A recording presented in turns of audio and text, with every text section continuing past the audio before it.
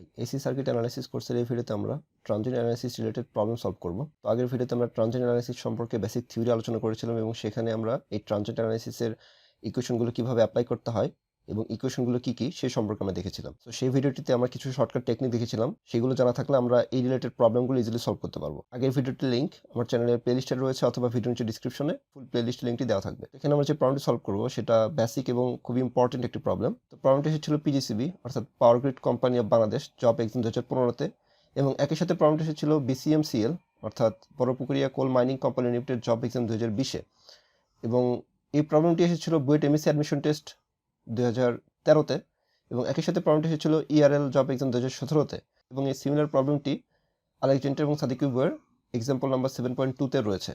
So আমরা বুঝতে পারতেছি এই প্রবলেমটা কতটা ইম্পর্টেন্ট এবং বেসিক লেভেলের প্রবলেম। আমরা স্টার্ট করি।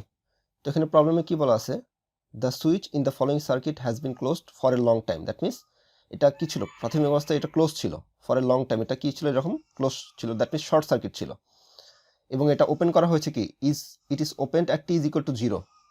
টি ইজ ইকুয়াল টু 0 টাইমে এটা কি হয়ে যাচ্ছে, ওপেন হয়ে যাচ্ছে। তার মানে 0-র আগ মুহূর্তে, দ্যাট মিনস নেগেটিভ টাইমে, বা সিম্পলি আমরা বলতে যদি চিন্তা করি যে 0-র আগের টাইমগুলোতে প্রাথমিক অবস্থায় এটা কী ছিল, ক্লোজ ছিল, দ্যাট মিনস এটা শর্ট সার্কিট ছিল, তারপর সেটা ওপেন করা হয়েছে।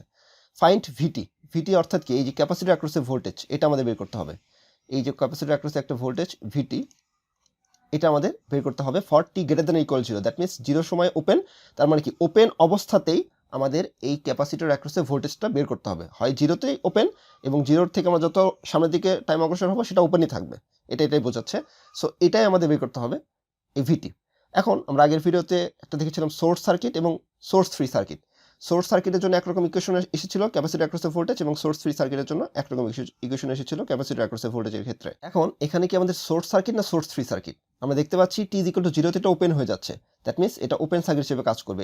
এই দুইটা টার্মিনাল থাকবে কি ওপেন, এবং যত সময় যাচ্ছে সেটা ওপেনই থাকতেছে। তাহলে আমরা দেখতে পাচ্ছি যখন আমরা ক্যাপাসিটর অ্যাক্রসে ভোল্টেজটা ক্যালকুলেশন করবো বা বের করবো, তখন সার্কিটটা কি থাকতেছে, ওপেন থাকতেছে, কারণ টি ইজ ইকুয়াল টু 0তে এটা ওপেন, এবং এটাই আমাদের বের করতে বলছে যে টি ইজ ইকুয়াল টু 0 বা তার থেকে বেশি সময়ে আমাদের এই ক্যাপাসিটর অ্যাক্রসে ভোল্টেজটা বের করতে হবে। তো এটা যখন ওপেন থাকবে, তার মানে কি এটা এই রাস্তা বরাবর কোনো কারেন্ট ফ্লো করবে না, দ্যাট মিনস এটা ওপেন সার্কিট, দ্যাট মিনস এইগুলা সব আমাদের আর কোনো কাজে আসবে না, দ্যাট মিনস এই রাস্তা বরাবর কোনো কারেন্টই ফ্লো হবে না। তাহলে যখন আমরা ক্যাপাসিটর অ্যাক্রসে ভোল্টেজটা বের করবো, তখন এইগুলো আর কনসিডারেশনে আসবে না, জাস্ট এইটুকু সার্কিট আমাদের কনসিডারেশনে আসলো। তাহলে যখন আমরা ক্যাপাসিটর অ্যাক্রসে ভোল্টেজ বের করবো, তখন কি এই সার্কিটে আমরা দেখতে পাচ্ছি এখানে রেজিস্টার, এখানে একটা রেজিস্টার, এখানে একটা ক্যাপাসিটর অ্যাক্রসে ভোল্টেজ। তাহলে এই সার্কিটের ক্ষেত্রে কোনো সোর্স রয়েছে, এখানে কোনো সোর্সের ইফেক্ট রয়েছে? অবশ্যই না, কারণ সোর্স তো আগেই বাতিল হয়ে গেল। তাহলে এখানে আমরা কোন ইকুয়েশনটা ইউজ করবো, সোর্স ফ্রি সার্কিট। তাহলে এই ক্ষেত্রে আমাদের ইকুয়েশন আসবে হচ্ছে সোর্স ফ্রি সার্কিট।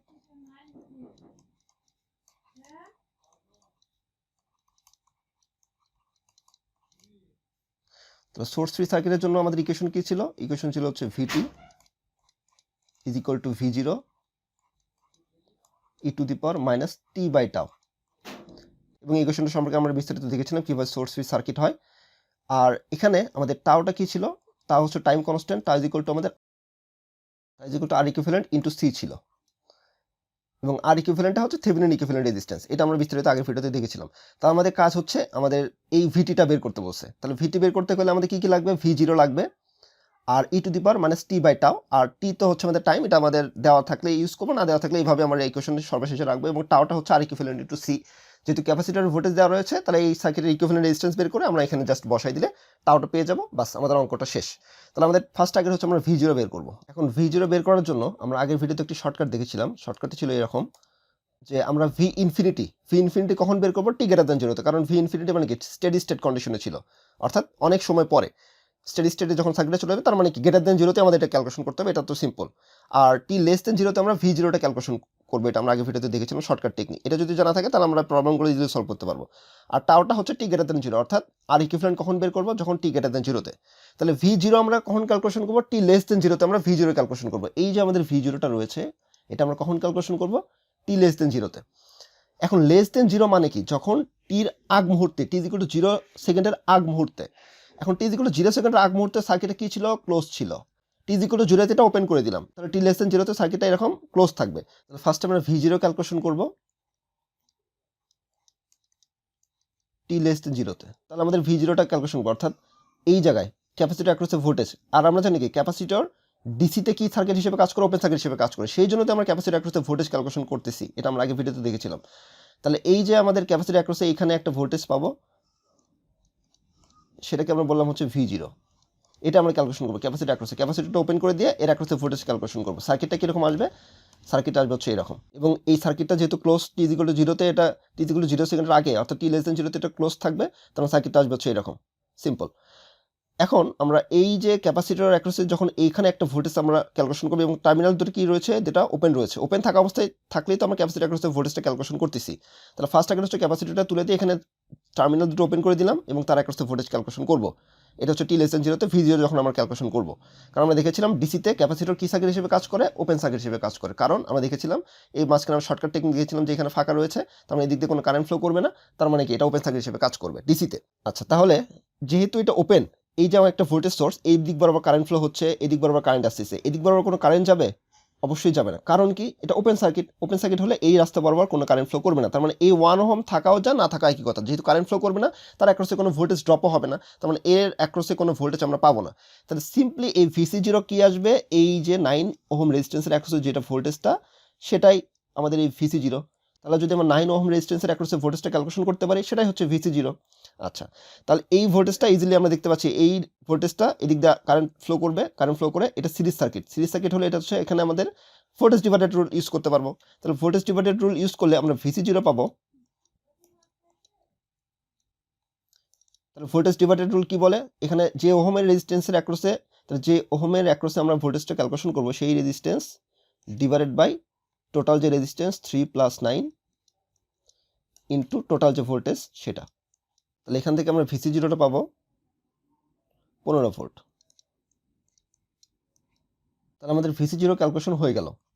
এখন আমাদের টার্গেট হচ্ছে আমাদের এই টাওয়ের ভ্যালুটা ক্যালকুলেশন করবো। টাও বের করতে গেলে আমাদের আর ইকুইভ্যালেন্ট লাগবে, এবং আর ইকুইভ্যালেন্ট হচ্ছে কি? আর ইকুইভ্যালেন্ট হচ্ছে আমাদের থেভেনিন ইকুইভ্যালেন্ট রেজিস্ট্যান্স। আর আর ইকুইভ্যালেন্ট আমরা কখন ক্যালকুলেশন করবো? টাও টাও অর্থাৎ আর ইকুইভ্যালেন্ট আমরা t>0-তে ক্যালকুলেশন করবো।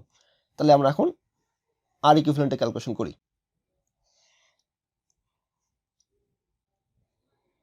তাহলে t>0-তে আমরা আর ইকুইভ্যালেন্ট ক্যালকুলেশন করবো, t>0।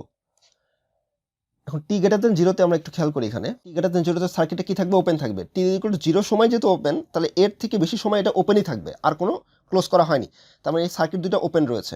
এখন যদি ওপেন হয়ে থাকে, তাহলে এই রাস্তা বরাবর কি কোনো কারেন্ট ফ্লো করবে? কারেন্ট ফ্লো করবে না। তাহলে এই ব্রাঞ্চটা থাকাও যা না থাকা একই কথা, এগুলো হচ্ছে বাদ হয়ে যাবে। তার মানে এই রাস্তা বরাবর কোনো কারেন্টই ফ্লো করবে না, তার মানে এটা আমাদের বাদ হয়ে যাবে। এই ব্রাঞ্চ এখান থেকে শুরু করে এগুলো আমাদের বাদ হয়ে যাবে। এইটুকু অংশ বাতিল হয়ে গেল। তাহলে বাকি থাকলো কি? এইটুকু অংশ। এটা আমরা এখানে ড্র করি। এখানে থাকবে হচ্ছে 1 ওহম, আর এখানে থাকবে হচ্ছে 9 ওহম। আর এই দুটো ব্রাঞ্চ তো আমাদের ওপেন সার্কিট হয়ে গেল। আচ্ছা, আর এখানে ছিল কি? ক্যাপাসিটর। ক্যাপাসিটরটা আমাদের ওপেন করে দিব। ওপেন করে দিয়ে এই যে এর অ্যাক্রসে যে রেজিস্ট্যান্স, সেটাই হচ্ছে আমাদের আর ইকুইভ্যালেন্ট অর্থাৎ আর থেভেনিন। তাহলে এটা আমরা বের করবো। তাহলে ইকুইভ্যালেন্ট রেজিস্ট্যান্সের বের করার সময় আমাদের ক্যাপাসিটরটা ওপেন করে দিয়ে তার অ্যাক্রসে আমাদের ইকুইভ্যালেন্ট রেজিস্ট্যান্স বের করবো। আর যখন আমাদের ভোল্টেজও ক্যালকুলেশন করবো, তখনও ক্যাপাসিটরটা ওপেন হয়ে যাবে। ওপেন হয়ে গেলে তার অ্যাক্রসে ভোল্টেজ ক্যালকুলেশন করবো। Very simple concept. এখন এটার ইকুইভ্যালেন্ট রেজিস্ট্যান্স যখন আমরা বের করবো, এটা ছিল কি? 9 ওহম, আর এটা ছিল হচ্ছে আমাদের 1 ওহম। তাহলে দেখতে পাচ্ছি এই দুটো কি? Simple series circuit. এখানে যদি কারেন্ট ফ্লো করে, এই দিক দিয়ে এটা আসলো, দ্যাট মিনস এটা সিরিজ সার্কিট। তাহলে আর ইকুইভ্যালেন্ট কি আসবে? Simple 9 + 1 = 10 ohm. তাহলে আমাদের আর ইকুইভ্যালেন্ট পেয়ে গেলাম। এখন থেকে আমাদের সিম্পলি টাওটা বের করতে পারবো। টাও = আর ইকুইভ্যালেন্ট টু সি, অর্থাৎ 10 ইন্টু সির ভ্যালু হচ্ছে 20 মাইক্রোফ্যারাড, অর্থাৎ 20 ইন্টু 10⁻³ ফ্যারাড। তাহলে এখান থেকে আমরা টাওয়ার ভ্যালু পাবো হচ্ছে 0.2 সেকেন্ড। Very simple. তাহলে আমরা টাও পেয়ে গেলাম। তাহলে আমাদের টাওটা হয়ে গেল, টাও ক্যালকুলেশন হয়ে গেল, দ্যাট মিনস এই টাওটা পেয়ে গেলাম, আর V0 পেয়ে গেলাম। তাহলে আমরা জাস্ট সিম্পল এখন ভিটিটা ক্যালকুলেশন করবো, অর্থাৎ এই ইকুয়েশনে এই ভ্যালুগুলো এখন বসাই দিব। তাহলে অতএব আমাদের capacity across the voltage at t>0 আমাদের কি আসবে? VT = V0। V0 এর ভ্যালু কত পেলাম আমরা? V0 এর ভ্যালু পেলাম হচ্ছে 15 ভোল্ট।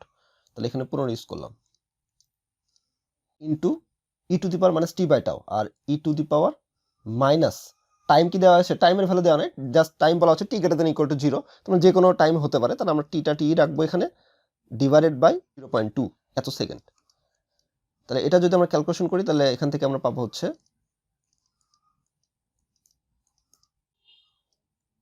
15 e⁻⁻5t, এত এর একক কী হবে? ভোল্ট। তাহলে এটাই হচ্ছে আমাদের অ্যান্সার, যে ভিটিটা পেলাম হচ্ছে এটা। তাহলে আমরা ফার্স্ট থেকে যদি চিন্তা করি, তাহলে আমরা কী কী স্টেপ ফলো করলাম?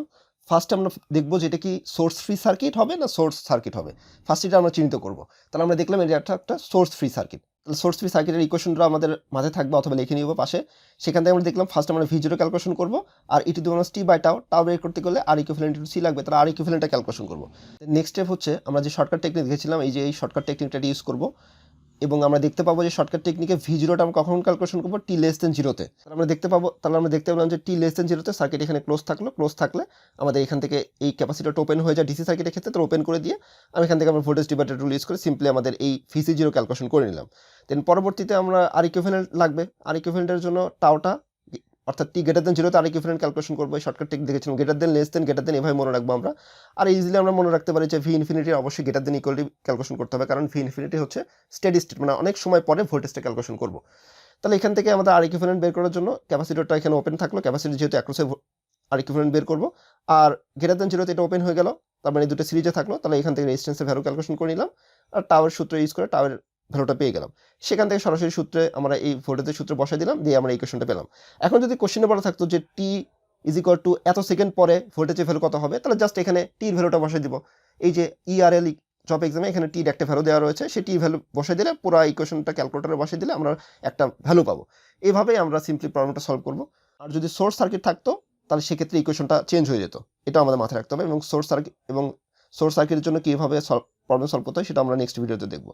ওকে, সো জাস্ট আমরা এই শর্টকাট টেকনিকটা মাথায় রাখবো, এবং ক্যাপাসিটরটা কী থাকবে? সবসময় ওপেন থাকবে যখন আমরা ভোল্টেজ এবং রেজিস্ট্যান্সটা ক্যালকুলেশন করবো। এই কয়টা জিনিস মাথায় রাখলে আমরা এই রিলেটেড সবগুলো প্রবলেম ইজিলি সলভ করতে পারবো। ওকে, সো নেক্সট আমরা এই রিলেটেড অন্যান্য ম্যাথ নিয়ে আলোচনা করবো।